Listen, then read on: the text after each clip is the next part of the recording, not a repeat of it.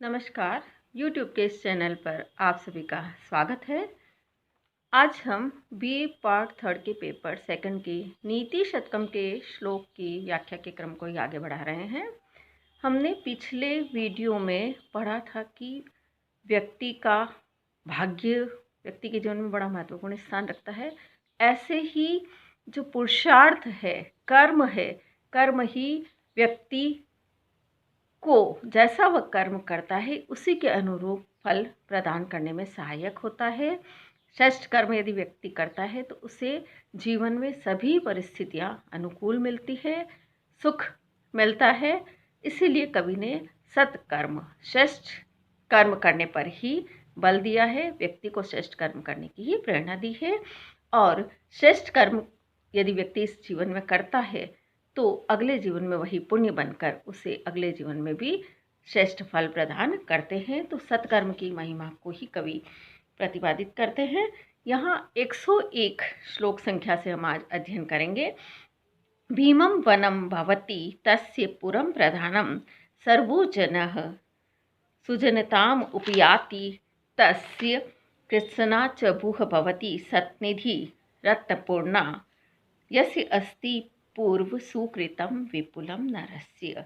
यहाँ महाकवि भर्तृहरि कहते हैं कि जिसके पास अत्यधिक पुण्यों का संचय है, यस्य नरस्य, जिस व्यक्ति के पूर्व सुकृतम विपुलम, पूर्व विपुलम सुकृतम, जिस व्यक्ति के पास पूर्व यानी पहले किए गए, विपुलम यानी प्रचुर मात्रा में, अत्यधिक सुकृतम पुण्य है, तस्य उस व्यक्ति के लिए भीमम वनम, भयंकर वन, जो विभिन्न भयंकर जो पशु पक्षी है उनसे जो भरा हुआ वन है, जंगल है, या कटीली झाड़ियों और वृक्षों की सघनता से युक्त जो भयंकर वन है, वह भी पुरम प्रधानम, प्रधानम पुरम भवति, प्रधानम मतलब श्रेष्ठ, पुरम यानी नगर, श्रेष्ठ नगर हो जाता है।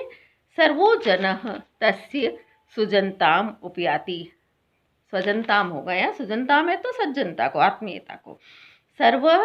सर्वे जनः, सभी लोग, तस्य उसकी, सुजनताम उपयाति, सुजनता को प्राप्त कर लेते हैं, आत्मीयता को प्राप्त कर लेते हैं। यहाँ स्वजनताम शब्द भी आता है तो उसकी स्वजनता को, उसकी आत्मीयता को प्राप्त कर लेते, उसके आत्मीय हो जाते हैं, या उसके लिए सुजन सज्जन बन जाते हैं। कृत्स्ना च भू भवति सत्निधि रत्नपूर्णा। कृत्स्ना भूः, कृत्स्ना च यानी और, कृत्स्ना यानी संपूर्ण, भू यानी पृथ्वी, तो संपूर्ण पृथ्वी सत्निधि, श्रेष्ठ निधियों, जो नवनिधियाँ बताई गई है, तो श्रेष्ठ निधियों और रत्नपूर्णा, रत्नों से, मणि जवाहरात आदि रत्नों से पूर्णा, परिपूरित, पूर्ण भवती हो जाती है। जिस व्यक्ति के पास पूर्व में किए गए श्रेष्ठ कर्मों से युक्त, श्रेष्ठ कर्मों से बने हुए, श्रेष्ठ कर्मों से संचित पुण्यम, पुण्य यानी प्रचुर पुण्य, सुकृतम, सुकृत का ये अर्थ है पुण्य, अत्यधिक पुण्यों का संचय जिसके पास में है, जिसने पूर्व जन्म में श्रेष्ठ कर्म किए हैं और उन श्रेष्ठ कर्मों के कारण जिसको अत्यधिक पुण्य की प्राप्ति हुई, तो उन पुण्य कर्मों के फलस्वरूप ही, पुण्य के फलस्वरूप, पुण्य का अर्थ ही श्रेष्ठ कर्म है, तो उन श्रेष्ठ कर्मों के फलस्वरूप ही उस व्यक्ति के लिए विपरीत परिस्थितियां भी अनुकूल हो जाती है। भयंकर वन, जंगल बीहड़ भी श्रेष्ठ नगर बन जाता है, सारे लोग उसके अपने आत्मीय हो जाते हैं या उसके लिए सज्जन बन जाते हैं। सुजनता है तो सज्जनता कर लीजिए, और स्वजनता है तो आत्मीय हो जाते हैं, और सारी पृथ्वी उसके लिए धन से समृद्ध हो जाती है, श्रेष्ठ निधियों रत्नों से परिपूरित हो जाती है। तो यहाँ कवि ने श्रेष्ठ कर्मों की, सत्कर्म की महत्ता पर ही बल दिया है। अब अगला जो श्लोक है 102, वह हमें नहीं पढ़ना है क्योंकि यह अतिरिक्त जुड़ गया है, इसको आप काट दीजिए। अब अगला श्लोक 103 देखिए। साहित्य संगीत कला विहीनः साक्षात् पशुः पुच्छ विषाणहीनः तृणं न खादनपि जीवमानः तद भागधेयम परमं पशूनाम। यह जो श्लोक है वह अत्यंत प्रसिद्ध विख्यात श्लोक है। ये संस्कृत पढ़ने वालों के लिए ही नहीं, अन्य जो विषय पढ़ते हैं उनके लिए भी बहुत अधिक लोकप्रिय ये श्लोक है। यहाँ मनुष्य की परिभाषा ही बता दी है कि मनुष्य यदि साहित्य, संगीत, कला आदि से रहित है तो वह पशु के समान है, पशु के तुल्य है। साहित्य, संगीत, कला विहीन। साहित्य, वेदादि साहित्य। संगीत, संगीत कला, संगीत से नृत्य संगीत सभी आते हैं इसमें। संगीत, कला जैसे शिल्प कला, मूर्ति कला, है ना, आदि चित्रकला आदि कलाओं से विहीन यानी रहित। साक्षात पशु, व्यक्ति साक्षात पशु के समान है। पुच्छ विषाणहीन, पुच्छ अर्थात पूंछ, विषाण यानी सींग, हीन यानी रहित, पूंछ और सींग से रहित साक्षात पशु, साक्षात पशु है। तृणम न खादन अपि, तिनके को न खाता हुआ भी, खादन क्षत्रिय प्रत्यय है, खाद प्लस क्षत्रिय, तिनके को न खाता हुआ भी जीव मानः जीवित रहता है। तद भागधेयम परमम पशुनाम, तद यानी वह, पशुनाम यानी पशुओं के लिए, परमम भागधेयम परम भाग्य का विषय है, परम भाग्य की बात है, या वह पशुनाम परमम पशुओं का परमम भागधेयम परम भाग्य है। यहाँ कवि यह बताना चाहता है कि जो मनुष्य है यदि साहित्य, संगीत और कलाओं से रहित है, न उसकी साहित्य में रुचि है, न संगीत नृत्य आदि में पारंगत है, न कलाओं में उसकी रुचि है, तो ऐसा मनुष्य, उसके बस केवल पूंछ और सींग ही नहीं है, वह पशु के समान ही है, पशु ही कहलाने योग्य है। क्योंकि पशु तिनके खाते हैं, मनुष्य तिनका घास आदि नहीं खाता है, बस केवल इतना ही अंतर है। और उसके पूंछ और सींग नहीं होते हैं, मनुष्य के पूंछ और सींग नहीं होते हैं, वह तिनके घास आदि नहीं खाता है। पशु और मनुष्य में बस केवल इतना ही अंतर है, अन्यथा तो वह उसे पशु ही कहना चाहिए, जिसमें साहित्य, संगीत और कला ये तीनों ही लक्षण, या तीनों में से कोई लक्षण नहीं पाया जाता है, तीनों में से किसी में रुचि नहीं होती है, उसका जीवन पशुओं के समान ही कहा गया है। और यहाँ कवि ने बताया है कि यदि वह घास भी खाने लग जाता तो यह पशुओं के लिए बड़े संकट की स्थिति हो जाती, क्योंकि पशुओं का तो आहार ही घास, तिनका, घास फूस आदि है। तो पशुओं के लिए सौभाग्य की बात यह है कि मनुष्य घास फूस नहीं खाता है। यह पशुओं के भाग्य को बताया है और मनुष्य की निकृष्टता को बताया है। अब अगला देखिए, येषां न विद्या न तपो न दानम, ज्ञानम न शीलम न गुणो न धर्मः, ते मर्ति लोके भुवि भारभूता मनुष्य रूपेण मृगाश्चरन्ति। यहाँ पर भी मनुष्य को यदि उपरोक्त विद्या, तप, दान आदि गुण उसमें नहीं है तो उसे पशु के समान ही बताया है, और उसे तो इस पृथ्वी पर भार स्वरूप कहा गया है, क्योंकि संपूर्ण पृथ्वी पर समस्त प्राणियों में से मनुष्य ही एक ऐसा प्राणी है जिसमें विद्या को अर्जित करने की क्षमता है, जिसमें विवेक शक्ति होती है और जिसमें तप, दान आदि करने की सामर्थ्य होती है। येषां न विद्या, जिनके पास न विद्या, विद्या नहीं अर्थात शास्त्र ज्ञान नहीं है, विद्या से तात्पर्य शास्त्र आदि का ज्ञान नहीं है, विविध शास्त्रों का ज्ञान जिसमें सभी आ सकते, वेद आदि, चिकित्सा आदि सभी शास्त्रों का ज्ञान जिसको नहीं है। न तप, न ही जो तप करता है, तपस्या करता है, चांद्रायण आदि जो व्रत कहे गए हैं हमारे शास्त्रों में, जो तपस्याएं कही गई हैं वो नहीं करता है। न दानम, न ही दान देता है, केवल मात्र स्वयं उपभोग करे धन को, तो उसके लिए कहा है कि जो दानशीलता की जिसमें प्रवृत्ति नहीं है। न ज्ञानम, न ही जिसमें ज्ञान है, ज्ञान का अर्थ है यहाँ विवेकशीलता, क्योंकि समस्त सृष्टि के जो समस्त प्राणी हैं उनसे मनुष्य को पृथक करने में एकमात्र गुण ज्ञान अर्थात विवेकिता है, विवेकशीलता है। मनुष्य में ही विवेकशीलता होती है, अन्य किसी प्राणियों में नहीं होती है। तो विवेक ज्ञान, शुभ अशुभ, हित अहित, उचित अनुचित, ये सोचने की सामर्थ्य जिसमें नहीं है। न शीलम, न ही शील है, शील का अर्थ है सदाचरण, सत् स्वभाव, श्रेष्ठ आचरण जिसका नहीं है, शिष्टाचार जिसमें नहीं है। न गुणों, गुण जिसमें नहीं, गुण का अर्थ है मनुष्य में पाए जाने वाले जो स्वाभाविक गुण जो होते हैं, दान, दया, दाक्षिण्य, उदारता आदि गुण यदि जिसमें नहीं है। न धर्म, जो धर्माचरण नहीं करता है, धर्म का आचरण नहीं करता है, नित्य नैमित्तिक जो विधियां हैं हमारी धार्मिक उन्हें नहीं करता है, और धर्म का एक अर्थ कर्तव्य भी होता है, तो जो कर्तव्य का पालन नहीं करता है, ते वे मनुष्य मर्त्य लोके, इस मरण धर्मा लोक में, इस मानव लोक में, भूवि पृथ्वी पर, भारभूता भार स्वरूप होते हुए, मनुष्य रूपेण मनुष्य के रूप में, मृगाश्चरन्ति पशु विचरण करते हैं।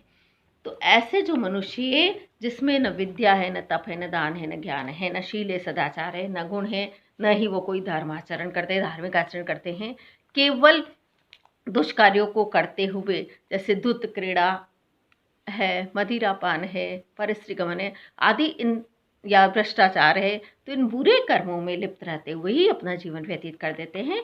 तो ऐसे मनुष्य इस पृथ्वी पर भार स्वरूप है, और है तो वो मनुष्य, लेकिन वास्तव में वो पशु कहलाने के योग्य है। मनुष्य के रूप में पशु के समान वो अपना जीवन यापन करते हैं, जीवन विचरण करते हैं, जीवन यापन करते हैं। जैसे कि मृगा का अर्थ यहाँ पशु है, पशु अपना जीवन व्यतीत करते हैं, वैसे ही मनुष्यों का जीवन भी कहा जाएगा, जो इन सभी गुणों, विद्या, तप, दान आदि से युक्त नहीं है। तो यहाँ कवि का कहने का यह तात्पर्य है कि दुर्लभ, क्योंकि कहा भी गया है नरत्वम दुर्लभम लोके, इस संसार में जो मानव जन्म है वह अत्यंत दुर्लभ है। तो ऐसे दुर्लभ मानव जन्म को हितकारी बनाना, सार्थक बनाना प्रत्येक मानव का धर्म है। इसलिए मानव को विद्या, तप, दान, ज्ञान आदि गुणों से, आदि विशेषताओं से युक्त होना चाहिए। अब अगला श्लोक देखिए। वरम पर्वत दुर्गेषु भ्रांतं वंचरैः सह न मूर्खजन संपर्कः सुरेंद्र भुवनेषु अपि। यहाँ कवि भर्तृहरि कहते हैं कि हमें चाहे इंद्र के महलों जैसे सारे सुख प्राप्त हो जाए, सारी अनुकूलताएं मिल जाए, तो भी हमें मूर्खों की संगति कभी नहीं करनी चाहिए। वरम पर्वत दुर्गेषु भ्रांतम वंचरैः स, वंचरैः स, देखो सह के योग में यहाँ वंचरैः में तृतीया विभक्ति आई है। तो वंचरे वन में विचरण करने वाले, वनवासी, वन में रहने वाले, जैसे भील, संथाल आदि जो जातियां हैं, उनके साथ पर्वत दुर्गेषु भ्रांतम वरम। पर्वत दुर्गेषु, पर्वतों की दुर्गम स्थलों में, दुर्गम पहाड़ियों पर, दुर्गम या कटीली झाड़ियां जहाँ पर्वतों में होती है, ऐसे दुर्गम पर्वतों में भ्रांतम, भ्रांतम यानी भ्रमण करना, भटकना, वरम श्रेष्ठ है। वंचरे, वंचरों के साथ, वनवासी लोगों के साथ, वनवासी भील आदि लोगों के साथ दुर्गम पर्वतों में, दुर्गम मतलब है कठिन, जो क्लिष्ट है, कटीली झाड़ियों से युक्त जो है या ऊंचे नीचे हैं, ऐसे पर्वतों पर भ्रमण करना श्रेष्ठ है। सुरेंद्र भुवनेषु अपि, सुरेंद्र इंद्र, इंद्र के महलों में अपि भी मूर्खजन संपर्क न, मूर्खजन मूर्ख व्यक्तियों के साथ संपर्क करना, उनकी संगति करना और उनसे संसर्ग करना, उनके साथ रहना न उचित नहीं है, अच्छा नहीं है, श्रेष्ठ नहीं है। तो तात्पर्य यह है कि इंद्र के महलों में भी यदि व्यक्ति को रहने को मिल जाए, लेकिन वहाँ मूर्खों के साथ यदि रहने को मिले, तो व्यक्ति को नहीं रहना चाहिए। और अधिक इसका हम गंभीरता से अर्थ लें तो अर्थ यह होता है कि सुरेंद्र भवन तो एक प्रतीक है, मतलब सारी सुख सुविधाओं से युक्त महल में, भवन में व्यक्ति को रहने को मिले, लेकिन वहाँ मूर्खों के साथ यदि उसको रहना हो, तो ऐसे मूर्खों के साथ मनुष्य को कभी नहीं रहना चाहिए। सब सुख सुविधाओं का भी त्याग कर देना चाहिए, क्योंकि मूर्ख व्यक्ति कभी किसी का हित नहीं कर सकते हैं। वे हमें दिग्भ्रमित ही करेंगे, हमारा मार्ग भटका सकते हैं, हमें हमारा जो लक्ष्य है उससे हमें भटका सकते हैं, हमें भ्रमित कर सकते हैं, कभी भी हमारा वो हित नहीं कर सकते हैं। इसलिए मूर्खों की संगति कभी नहीं करनी चाहिए, सदैव सत्संगति करनी चाहिए, सज्जनों के सानिध्य में रहना चाहिए। अब अगला जो श्लोक है वह है, सुनुह सचरितः सती प्रियतमा स्वामी प्रसादोन्मुखः स्निग्धं मित्रम अवंचकः परिजनो निष्क्लेशलेशं मनः आकारो रुचिरः स्थिर भव स्थिरश्च विभवो विद्या अवधातं मुखं तुष्टि विष्टपकष्टहारिणी हरौ संप्राप्यते देहिना। यहाँ विष्णु की कृपा का क्या फल हो सकता है, भगवत कृपा का यहाँ कवि ने वर्णन किया है। विष्टप कष्टहारिणी, विष्टप संसार, संसार के कष्टहारिणी दुखों को हरने वाले, हरौ तुष्टे, विष्णु के प्रसन्न होने पर, क्योंकि विष्णु को ही जगत का पालक पोषक कहा गया है, तो विष्णु के प्रसन्न होने पर, हरि के प्रसन्न होने पर, देहिना, देहिना देहधारी अर्थात मनुष्य को, सुनुह सचरितः, सुनु मतलब पुत्र, सचरित्र मतलब चरित्रवान पुत्र, आदर्श पुत्र, श्रेष्ठ चरित्र से आचरण से युक्त पुत्र, सती प्रियतमा, प्रियतमा सती यानी पत्नी, प्रियतमा का अर्थ तो हुआ पत्नी, प्रेम करने वाली, सती पतिव्रता जो पत्नी, स्वामी प्रसादोन्मुख, प्रसादोन्मुख सदैव प्रसन्न रहने वाला स्वामी, मालिक राजा आदि, स्निग्धम मित्रम स्नेही मित्र, अवंचकः परिजनः, अवंचकः धोखा न करने वाले, परिजन का अर्थ है भृत्यवर्ग सेवक, निष्क्लेश लेशम मनः, लेश मात्र भी जिसमें क्लेश नहीं हो, थोड़े भी क्लेश से रहित मन अर्थात शांत मन, विकृतियों से रहित मन, आकारो रुचिरः, सुंदर आकृति, स्थिरश्च विभव और स्थिर विभव यानी धन संपदा, स्थिर यानी स्थायी धन वैभव, विद्या अवदातम मुखम, विद्या से अवदात, विद्या से पवित्र, विद्या से निर्मल, मुखम मुख, संप्राप्यते प्राप्त होता है। तो यहाँ एकमात्र कवि ने भगवत कृपा का महत्व बताया है। यदि भगवान की कृपा, विष्णु की कृपा किसी व्यक्ति पर हो जाए तो संसार में सभी उसे अनुकूल मिलते हैं। जैसे पुत्र भी अनुकूल मिलेगा, पत्नी अनुकूल मिलेगी, स्वामी अनुकूल मिलेगा, मित्र, सेवक वर्ग आदि सभी उसे अनुकूल मिलते हैं। उसका मन सदैव निर्मल और पवित्र रहता है, सुंदर स्वरूप उसे मिलता है, धन संपदा भी उसके पास रहती है, विद्या भी उसके पास रहती है, विद्यावान भी वह होता है। तो सभी परिस्थितियां उसके अनुकूल होती है। जबकि हम संसार में देखते हैं कि जो पुत्र है वह कुपुत्र निकल जाता है, ऐसे ही पत्नी झगड़ा कराने वाली निकल जाती, कलहकारिणी हो जाती है, स्वामी सदैव धमकियाँ देने वाला या सदैव अहित करने वाला और सदैव सुनाने वाला हो जाता है, ऐसे ही मित्र भी धोखा दे जाते हैं। ऐसे ही जो सेवक है, मित्र भी मतलब स्नेहपूर्ण व्यवहार सदैव करे ऐसा आवश्यक नहीं है। ऐसे ही जो सेवक वर्ग है वो व्यक्ति को धोखा दे देते हैं। यहाँ ये कहा है कि सभी अनुकूल तो मिलते हैं, विपरीत उसके कोई परिस्थितियाँ रहती नहीं, सभी विपरीत परिस्थितियाँ भी उसके लिए अनुकूल बन जाती है और सब कुछ जीवन में उसे प्राप्त हो जाता है। तो भगवान की कृपा व्यक्ति के जीवन में आवश्यक है और भगवान की कृपा के लिए व्यक्ति की भगवान के प्रति श्रद्धा और भक्ति आवश्यक है, श्रेष्ठ कर्म आवश्यक है।